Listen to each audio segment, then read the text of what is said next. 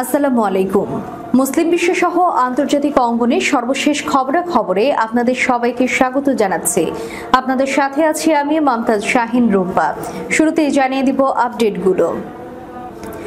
গাজা যুদ্ধে ব্যর্থতা, হামাসকে পরাজিত করতে না পারায় পদত্যাগ করছেন ইসরায়েলের সেনা প্রধান, বোমা ফাটালো ইসরায়েলি সংবাদ মাধ্যম। গত কয়েক সপ্তাহের মধ্যে সবচেয়ে শক্তিশালী হামলা, ইসরায়েলের কুখ্যাত গোলানি ব্রিগেডের উপর হামলা চালালো লেবাননের হিজবুল্লাহ। মথুরার শাহী মসজিদ ভাঙার ঘোষণা বিজেপির, অস্তিত্ব সংকটে ভারতের মুসলিম ভোটাররা, এএফপির প্রতিবেদনে এলো ভয়ঙ্কর তথ্য। গ্রেফতার আতঙ্কে ইঁদুরের গর্তে ঢুকেছেন কসাই নেতানিয়াহু, প্রতিরোধের সর্বাত্মক চেষ্টায় আমেরিকা। বড় ধরনের অর্থ সংকটে ইসরায়েল, এবার বিনিয়োগ থেকে সরে এলো অ্যামাজনের মালিক জেফ বেজোস। ধর্মপ্রাণ গাজাবাসীর দৃঢ়তা দেখে ফরাসি ফুটবল কোচের ইসলাম গ্রহণ। শুনছিলেন শিরোনাম, এবারে বিস্তারিত। টানা প্রায় 7 মাস ধরে ফিলিস্তিনের অবরুদ্ধ গাজা ভূখণ্ডে অবিরাম হামলা চালিয়ে যাচ্ছে ইসরায়েল। তবে এরপরও ফিলিস্তিনি স্বাধীনতাকামী সশস্ত্র গোষ্ঠী হামাসকে পরাজিত করতে পারেনি দেশটি।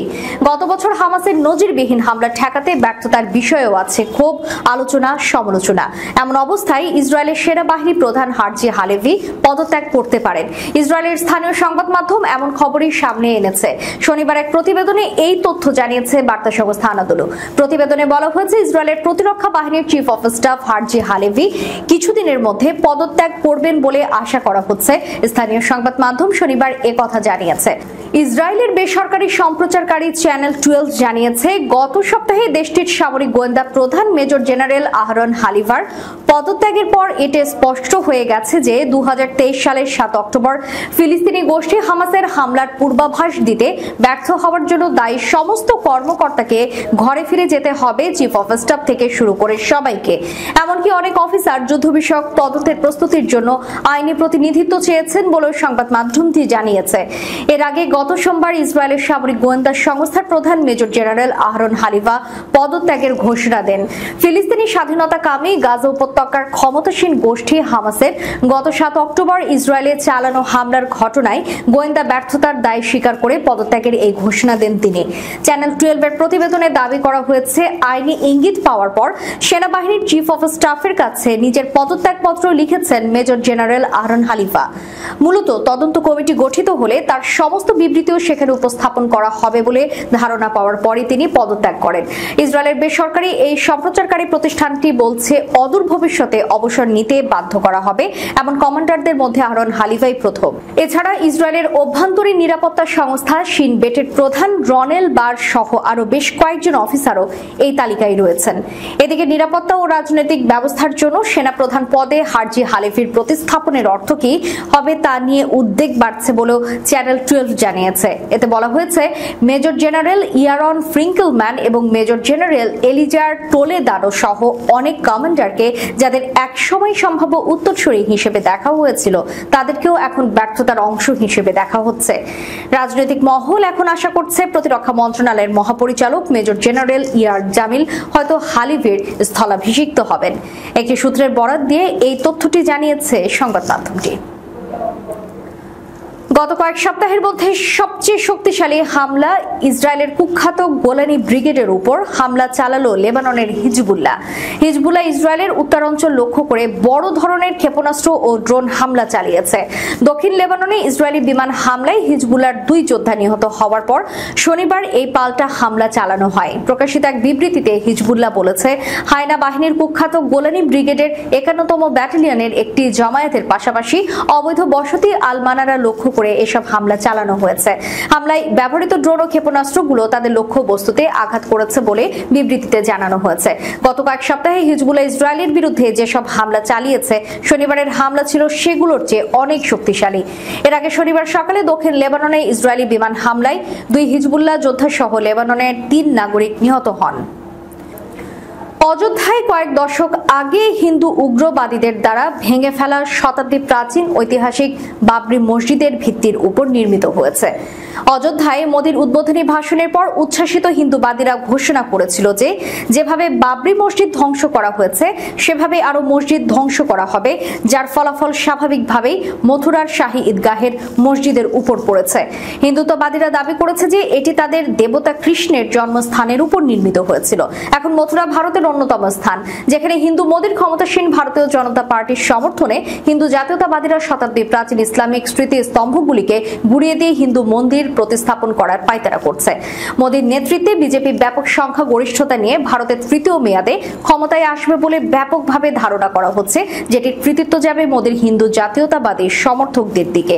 মথুরার মুসলিম শিক্ষক তাসলিম কুরেশি এএফপি কে বলে, বিজেপি বারবার বলছে নির্বাচনের পর শাহী ঈদগাহের অস্তিত্ব মুছে যাবে। অযোধ্যা মন্দিরের উদ্বোধন অঞ্চলটির হিন্দু ভোটারদেরকে উস্কে দিয়েছে, যারা শাহী ঈদগাহের মসজিদের অপসারণকে সমর্থন করে। এদিকে অস্তিত্ব সংকটে ভোগা মথুরার মুসলিম সংখ্যালঘুদের অনেকে এএফপি কে বলেছেন যে তারা শুক্রবার ভোট দেওয়ার জন্য লাইনে দাঁড়িয়েছিলেন শুধুমাত্র ভোটার তালিকায় তাদের নাম রয়েছে কিনা তা নিশ্চিত হওয়ার জন্য। 55 বছর বয়সী রেহানা কুরেশি বলেন, ওরা আমাকে বলেছে আমি বা আমার স্বামী ভোট দিতে পারবো না, কারণ আমাদের নাম নেই। আমরা প্রজন্মের পর প্রজন্ম ধরে এখানে বসবাস করেছি এবং ভোট দিয়েছি, তবে মনে হচ্ছে আমাদের মুসলমানদের একমাত্র অধিকারটিও কেড়ে নেওয়া হচ্ছে। সূত্র দৈনিক ইনকিলাব এবং এএফপি। আন্তর্জাতিক ফৌজদারি আদালতের মামলায় গ্রেফতার আতঙ্কে ভুগছেন ইসরায়েলের প্রধানমন্ত্রী বেনিয়ামিন নেতানিয়াহু। তবে সেই গ্রেফতারি পরোয়ানা ঠেকাতে সর্বাত্মক কূটনৈতিক চেষ্টা চালিয়ে যাচ্ছে মার্কিন যুক্তরাষ্ট্র। বেশ কয়েকটি ইসরায়েলি গণমাধ্যমের খবরে বলা হয়েছে, ইসরায়েলি প্রধানমন্ত্রী বেনিয়ামিন নেতানিয়াহু সহ আরও কিছু ইসরায়েলি কর্মকর্তার বিরুদ্ধে গ্রেফতারি পরোয়ানা জারি করতে যাচ্ছে আইসিসি। নিউজ সাইট ওয়ালার বিশ্লেষক বেন কাশপিট লিখেছেন, নেতানিয়াহু তার বিরুদ্ধে হেগের বিশ্ব আদালতের গ্রেফতারি পরোয়ানা জারির আশঙ্কায় অস্বাভাবিক চাপে রয়েছেন। নেতানিয়াহু এবং অন্যান্য ইসরায়েলি নেতার বিরুদ্ধে গ্রেফতারি পরোয়ানা জারির অর্থ হলো ইসরায়েলের আন্তর্জাতিক সুনামে বড় ধরনের আঘাত। কাশ্মীর লিখেছেন, গ্রেফতারি পরোয়ানা প্রতিরোধে নেতানিয়াহু বিরতিহীনভাবে টেলিফোনের চেষ্টা করে যাচ্ছেন। বিশেষ করে মার্কিন প্রেসিডেন্ট জো বাইডেন প্রশাসনের সাথে তিনি সর্বক্ষণ যোগাযোগ রাখছেন। ইসরায়েলি সংবাদ মাধ্যম হারেসের বিশ্লেষক আমোস হারেল লিখেছেন, ইসরায়েলি সরকার এই ধারণা নিয়ে কাজ করছে যে আইসিসির প্রসিকিউটর ফরিদ খান চলতি সপ্তাহেই নেতানিয়াহু, প্রতিরক্ষা মন্ত্রী ইয়ভ গালান্ট এবং আইডিএফ প্রধানের বিরুদ্ধে গ্রেফতারি পরোয়ানা জারি করতে পারেন। হারেল জানিয়েছেন, আমেরিকা ইতিমধ্যে গ্রেফতারি পরোয়ানা ঠেকানোর জন্য জোর তৎপরতা শুরু করে দিয়েছে। গাজা উপত্যকায় ফিলিস্তিনের স্বাধীনতাকামী সংগঠন হামাসের বিরুদ্ধে যুদ্ধে নামার পর থেকেই ইসরায়েলের অর্থনীতি বড় ধরনের সংকটের মুখে আছে। যুদ্ধের ব্যয় মেটাতে প্রতিদিন গচ্চা দিতে হচ্ছে লাখ লাখ ডলার। দেশটিকে মুখ ফিরিয়ে নিচ্ছেন বিদেশি বিনিয়োগকারীরা। এই ধারায় আরেকটি বড় ধাক্কা খেয়েছে দেশটি। গাজা যুদ্ধের কারণে ইসরায়েলের একটি জলবায়ু প্রকল্প থেকে সরে আসার সিদ্ধান্ত নিয়েছে বিশ্বের সবচেয়ে ধনী ব্যক্তি জেফ বেজোসের প্রতিষ্ঠান বেজোস আর্থ। জলবায়ু ভারসাম্য রক্ষার বিকল্প প্রোটিন উৎপাদনের একটি প্রকল্পে $30 মিলিয়ন বিনিয়োগ না করার সিদ্ধান্ত নিয়েছে বেজোস আর্থ। ইসরায়েলের টেকনিয়ন ইনস্টিটিউট অফ টেকনোলজি এবং হিব্রু ইউনিভার্সিটি উভয় গেল বছর বেজোস আর্থের কাছে বিকল্প প্রোটিন উৎপাদনের একটি প্রস্তাব জমা দেয়। প্রাথমিকভাবে বেজোসের প্রতিষ্ঠান এই প্রকল্প নিয়ে আগ্রহ দেখালেও সম্প্রতি জানিয়েছে যুদ্ধের কারণে আপাতত তারা বিনিয়োগে যাচ্ছে না। বেজোস আর্থের ফিউচার অফ ফুডের ডিরেক্টর অ্যান্ড্রি জার্ভিস গেল সেপ্টেম্বরে ইসরায়েলে গিয়েছিলেন এবং টেকনিয়ন এবং হিব্রু ইউনিভার্সিটির গবেষকদের সাথে দেখা করেন। সেখানে জার্ভিস জানান, বেজোস আর্থ 5 বছরে গবেষণায় 70 মিলিয়ন ও প্রকল্পে 100 মিলিয়ন বিনিয়োগ করতে চায়। ইসলাম গ্রহণ করেছেন ফরাসি কোচ প্যাট্রিস বাউমেল। গণহত্যা সত্ত্বেও গাজাবাসীর দৃঢ়তা দেখে ইসলামের প্রতি আকৃষ্ট হন তিনি। রোববার 28 এপ্রিল আল জাজিরা মুবাশির জানিয়েছে, আলজেরিয়ার রাজধানী আলজিয়ার্সের একটি মসজিদে ইসলামে প্রবেশের আনুষ্ঠানিক ঘোষণা দেন প্যাট্রিস বাউমেল আলজিয়ার্সের ফুটবল ক্লাব মলুদিয়ার কোচ। ইসলাম গ্রহণের ঘোষণা দেওয়ার পর তিনি তার নতুন নাম রেখেছেন আমির। ফরাসি এই কোচের ইসলামে প্রবেশের একটি ভিডিও সামাজিক যোগাযোগ মাধ্যমে ছড়িয়ে পড়েছে। সেখানে দেখা যায় তার ঘোষণার পরে উপস্থিত মুসল্লিরা উচ্ছ্বাসিত কণ্ঠে তাকবীর ধ্বনি দিচ্ছেন। এই সময় মসজিদের ইমাম জানান, গাজাবাসীর উপর ইসরায়েলের গণহত্যা সত্ত্বেও তাদের দৃঢ়তা দেখে ইসলামের প্রতি আকৃষ্ট হন প্যাট্রিস। এরপর বেশ কয়েকজন মুসল্লিদের সাথে আলোচনার পর ইসলাম গ্রহণের সিদ্ধান্ত নেন তিনি। ওই ভিডিওটি মৌলুদিয়ার এক্স অ্যাকাউন্টেও শেয়ার করা হয়।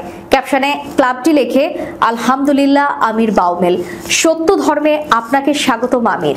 আপনাকে এমন উত্তম দিনে সুসংবাদ দিচ্ছি যে দিনটি আপনার উপর অতিবাহিত হচ্ছে আপনি মায়ের গর্ভ থেকে ভূমিষ্ঠ হওয়ার সময়ের মতো। সূত্র আল জাজিরা মুবাশির। দর্শক, শেষ করার পূর্বে সংবাদ শিরোনামগুলো জানিয়ে দিব আরো একবার। গাজা যুদ্ধে ব্যর্থতা, হামাসকে পরাজিত করতে না পারায় পদত্যাগ করছেন ইসরায়েলের সেনা প্রধান, বোমা ফাটালো ইসরায়েলি সংবাদ মাধ্যম। গত কয়েক সপ্তাহের মধ্যে সবচেয়ে শক্তিশালী হামলা, ইসরায়েলের কুখ্যাত গোলানি ব্রিগেডের উপর হামলা চালালো লেবাননের হিজবুল্লাহ। মথুরার শাহী মসজিদ ভাঙার ঘোষণা বিজেপির, অস্তিত্ব সংকটে ভারতের মুসলিম ভোটাররা, এএফপির প্রতিবেদনে এলো ভয়ঙ্কর তথ্য।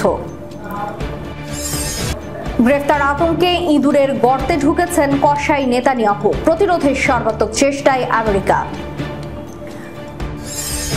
বড় ধরনের অর্থ সংকটে ইসরায়েল, এবার বিনিয়োগ থেকে সরে এলো অ্যামাজনের মালিক জেফ বেজোস। ধর্মপ্রাণ গাজাবাসীর দৃঢ়তা দেখে ফরাসি ফুটবল কোচের ইসলাম গ্রহণ। এতক্ষণ আমাদের সাথে থাকার জন্য ধন্যবাদ। আল্লাহ হাফেজ।